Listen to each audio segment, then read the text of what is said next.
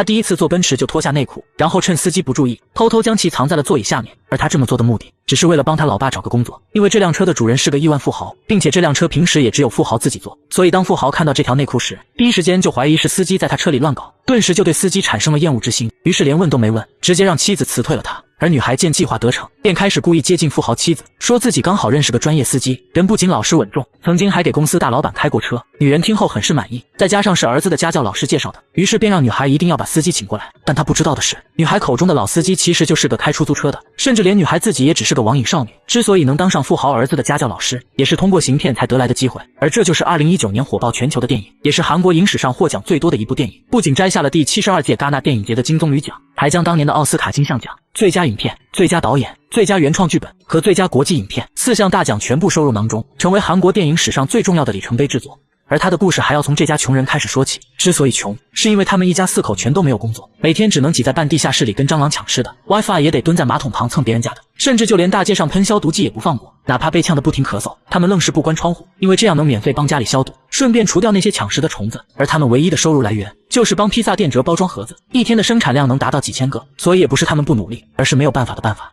父亲老金原本是个出租车司机，但由于公司倒闭而被迫失业。母亲曾是一名链球运动员，还在国际大赛上获过奖，可因为韩国崇尚金牌至上原则，作为亚军的他最终只能黯然退役。哥哥基宇是个复读生，大学考了4次也没考上，不是他成绩不行，是他报考的大学是韩国最好的。而妹妹基婷则是家里最惨的，虽然她学习不太行，但美术方面却颇有天赋，可家里根本没钱供她上专业课，所以慢慢就沦为了一名网瘾少女。但就是这样一家子废人，仅仅在1个月后，竟然过上了亿万富豪般的生活。而这一切全是因为一场面试。这天晚上，基宇的同学突然找上门，不仅送给他们家一个转运石，还帮基宇介绍了个工作。原来同学最近在给一个富家女做家教，并且还对人家产生了爱意，打算等女孩上了大学之后再表白。但现在自己马上要出国留学，所以就想让基宇接手这个工作。一是想帮助基宇一家缓解生活压力，二是想让基宇帮忙照顾一下富家女。当然，最重要的是，他知道富家女是不会喜欢上一个穷小子的。而基宇听到有丰厚的报酬，想都没想就答应了下来。虽然他落榜了好几次，但辅导一个高中生还是绰绰有余的。为了能够顺利通过面试，他特意找到在网吧打游戏的妹妹，让她利用自己的美术天赋帮忙伪造了一张学历证明。那以假乱真的程度，连父亲老金都忍不住感叹： 서울대학교 문서 위조학과 뭐 이런 거 없나? 야, 기정이에 수석이 박하겠다. 就这样，基宇穿着借来的西装，拿着几张伪造的证件，敲开了富豪别墅的大门。可万万没想到的是，当基宇把自己的简历递过去，还在担心对方会不会发现破绽时，女主人竟然连看都没看，直接把东西还给了他，还说自己从不在乎这种表面东西，要成为自己女儿的家教老师，必须得让她看到真本事才行。所以第1节课他要在边上旁听，讲得好就留下，讲得不好就走人。听到这里，基宇就知道这份工作稳了，因为他在来之前就做好了准备。一般家长给高中生请家教，无非就是想让孩子的分数提高，将来能考上一所满意的大学。而已经参加过4次高考的基宇，对于这种事当然是驾轻就熟。于是按照这个思路，他故意给多惠出了几道难题。而对于年轻的多惠来说，母亲在旁边，新老师也在旁边，哪怕就算能解开的难题，现在也因紧张解不开了。而这时就到了基宇表现的时间。 만약 지금 실전 수능이고 이게 첫 문제였으면 넌 시작부터 완전 엉킨 거야. 이거 봐. 몇 박도 완전 엉켰잖아. 심장이 거짓말을 못해. 시험이라는 게 뭐야? 앞으로 치고 나가는 거야. 그 흐름을, 그 리듬을 놓치면 완전 꽝이야.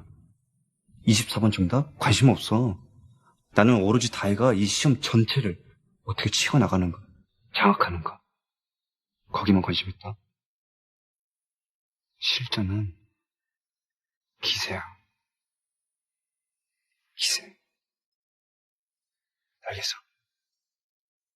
就这样，靠着自己多次高考累积的经验，基宇成功让多惠放松下来，很快就答出了那几道难题。而在一旁观摩的女主人也对基宇的表现非常满意，当即便用高薪聘用了他。然而就在基宇下班离开时，一支弓箭突然从他面前飞了过去，扭头一看，原来是富豪家的小儿子。这孩子平时非常调皮，但有一点很值得炫耀，也就是他的绘画能力。说着，女主人就把基宇带到了儿子的作品前。虽然看起来画得很抽象，但基宇还是来了一顿阿谀奉承。而女主人也希望儿子走上艺术的道路，可她请了很多美术老师，最后却因受不了小儿子的脾气，全都被硬生生气跑了。听到这里，基宇顿时心生一计，说自己刚好认识一个叫杰西卡的留学生，他不仅在美术方面颇有造诣，并且还很擅长与小朋友交流。此话一出，单纯的女主人立马就产生了兴趣，拜托基宇一定要把人给引荐过来。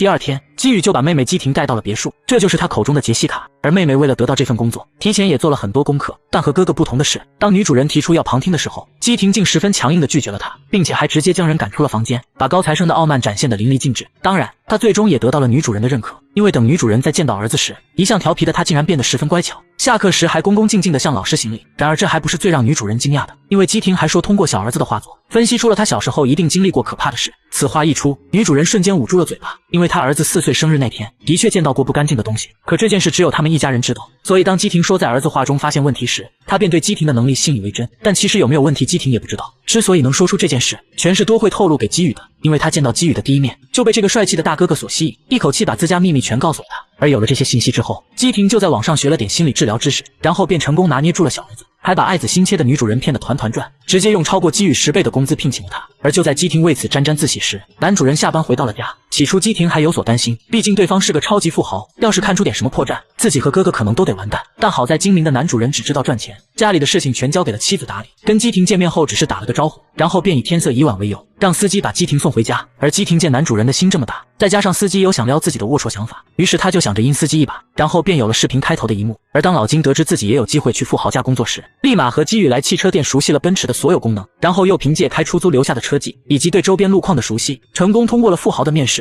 现在一家4口只剩下妈妈没有工作，于是他们又把主意打到了保姆身上。虽然他在这个家里工作了很多年，也深得富豪一家人的喜欢，但他身上有一个致命弱点，而这个消息依旧是多会透露给基宇的。他说他已经很久没吃过水蜜桃了，原因是保姆对桃毛过敏，只要沾上就会剧烈咳嗽，甚至全身都会起红疹。基宇听后就知道机会来了，于是便暗中收集了很多桃毛，然后偷偷撒在保姆身上，这瞬间导致他咳嗽不止。没过多久，保姆就因过敏来医院检查。而潜伏在这里的老金先是拍下保姆看病的证据，然后又在女主人面前告状，说自己在医院体检时遇到了保姆，并且还听说对方好像得了肺结核。这种病不仅传染性很强，对小孩子的危害还非常大，万一要是危及到小少爷，那么可能会有生命危险。女主人听后瞬间慌了，迫不及待的就往家赶，而老金则在路上偷偷给基婷发去短信，让她提前把桃毛撒在保姆身上，这样等女主人回到家时，刚好就能看见疯狂咳嗽的保姆。而趁着女主人震惊的间隙，老金快速的打开垃圾桶，把番茄酱挤在保姆用过的纸巾上，成功制造出了保姆病重的假象。这下女主人彻底信了，于是二话不说，直接把保姆赶出了别墅，连解释的机会都没有给她。而现在解决掉了最大的敌人，那接下来的事情就好办了。他们先把母亲包装成顶级保姆，接着又伪造了一张名片，是一家只为富人服务的家政公司，最后再通过老金司机的身份，成功把他推荐给了富豪。而富豪看着设计如此精美的名片，再加上老金说他给这公司的老总开过车，富豪对此事也就没有产生怀疑。当晚就让妻子联系了家政公司，然后作为顶级保姆的金妈自然就被选中。至此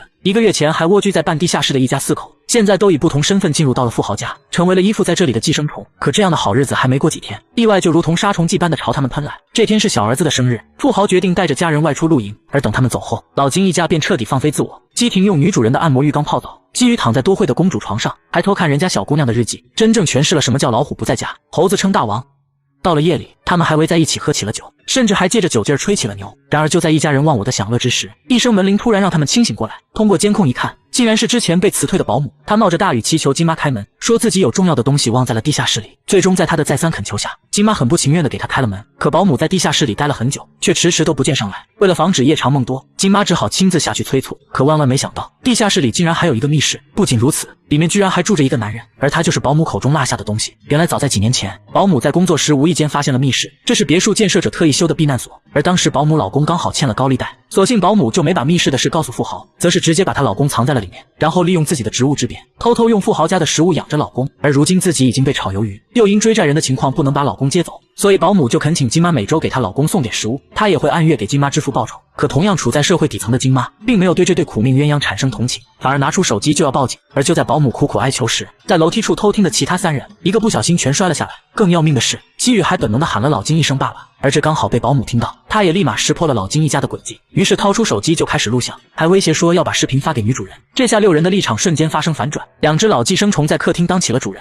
，4只新寄生虫则被命令跪在地上，还必须举着双手唱征服，属实把夫妻俩给爽到了。只可惜他们并没有爽多久，就被老金一家找准机会，然后4个人猛地冲过来，直接将保姆的手机撞到了地上。随即双方便在客厅展开了争夺大战，结果可想而知，老金一家凭借人数优势成功抢到手机，并第一时间删掉了里面的视频。可还没等众人喘口气，一个更大的麻烦出现了。由于外面持续下暴雨，导致富豪一家的露营无法继续，而他们现在还有8分钟到家，希望金妈给提前准备一份炸酱面。这下所有人全慌了，赶紧开始收拾残局。金妈负责给富豪煮面，基婷负责打扫卫生，老金和基宇则把保姆二人绑回了地下室。而当他们做完这一切，已经没有时间离开，三人只好藏在客厅的茶几下面，准备等富豪一家熟睡后再溜走。谁知小儿子却因为露营没过瘾，独自到院里的草坪上搭起了帐篷，并且还不让任何人打扰。无奈之下，不放心的爸妈只好在沙发上过夜。期间，男主人突然闻到一股怪味，还说这味道和司机老金身上的差不多，就像是放久了的萝卜干，有一股酸溜溜的臭味。此话一出，老金的心就像被刀刺了一样难受。等富豪二人熟睡之后，三人这才悄悄逃出了别墅。可当他们跑回家，才发现那间半地下室的房子已经被大雨淹没。他们不停地在屋里摸索，想要拿走一些值得带的东西，却又不知从何下手。最终，基宇只把那块转运石装进了包里，然后便跟随着穷人大部队在体育馆里睡了一夜。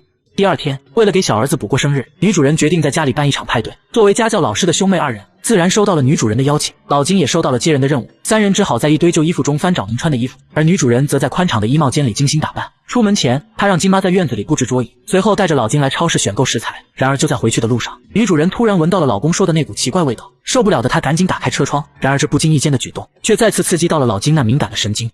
另一边，基宇经过这几天频繁的身份转换，心里也发生了翻天覆地的变化。看着楼下成群结队的上流人士，他的内心羡慕不已，同时也知道想要快速成为和他们一样的人，首先得娶了身边这位可爱的少女。于是他便决定除掉保姆夫妇，只有解决了后顾之忧，他才能安心的和多辉恋爱。可谁知他拿着转运石刚来到密室，结果就被挣脱束缚的男人偷袭。原来保姆早在昨天晚上就死了，原因是当初争夺手机时，基婷用了太多桃毛，导致他严重过敏而亡，这让男人感到了前所未有的愤怒。为了给妻子报仇，他用尽浑身解数挣脱了绳索，可密室内部的钥匙早就被老金拿走，于是他只好躲在密室里等待机会。而现在成功抓住了基宇，男人二话不说，直接用石头砸在了他的脑袋上，接着又从厨房拿了把菜刀，来到别墅的院子后，一眼就发现了正在给小儿子送蛋糕的基婷。于是他趁着所有人不注意，直接跑上去给了基婷一刀。后面准备接蛋糕的小儿子看到男人后也被吓晕了过去。原来小儿子当年看见的脏东西，就是半夜从地下室出来觅食的男人，所以有心理阴影的他，见到男人后才会有如此大的反应。而现在两个人同时倒地，现场瞬间乱作一团。金妈见女儿受伤，举着斧子就和男人缠斗在了一起，老金则立马捂住女儿的伤口，避免失血过多。富豪也赶紧抱起小儿子，并大喊着让老金交出车钥匙，他要送儿子去医院抢救。然而巧合的是，在老金扔出钥匙的同时，金妈也用地上的烧烤刀捅穿了男人的胸膛，尸体刚好倒在了钥匙上面。富豪上前拿的时候，再次闻到了那股穷酸味，下意识就捏紧了鼻子。而这一操作又刺激到了老金，失去理智的他捡起刀子，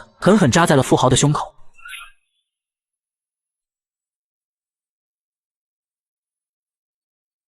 等老金回过神来的时候，事情已经到了无法挽回的地步，他唯一能做的就只有逃跑。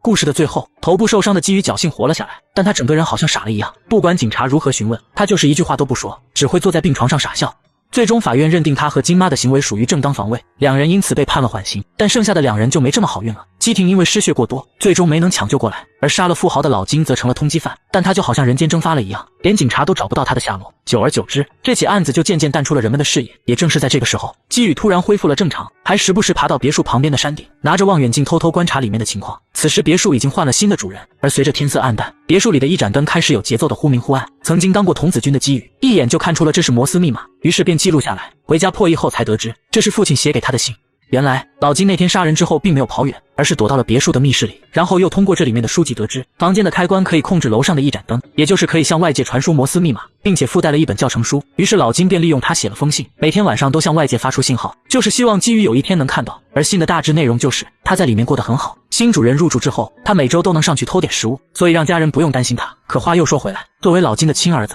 基宇又怎能忍心看着父亲在地下受苦？于是便从这一刻下定决心，一定要考上韩国最好的大学，将来努力赚钱买下这栋别墅，争取早日让父亲摆脱寄生虫的身份，光明正大的从地下室走出来。但他不知道的是，像他这种普通人，即使是考上了大学，即使有了稳定的工作，可要想买下这样的豪宅又谈何容易？就像导演说的那样，一个普通韩国人要买下这栋价值几亿的别墅庄园，至少得不吃不喝工作500年才行。所以基宇还需加倍努力，毕竟梦想还是要有的，万一哪天真就实现了呢？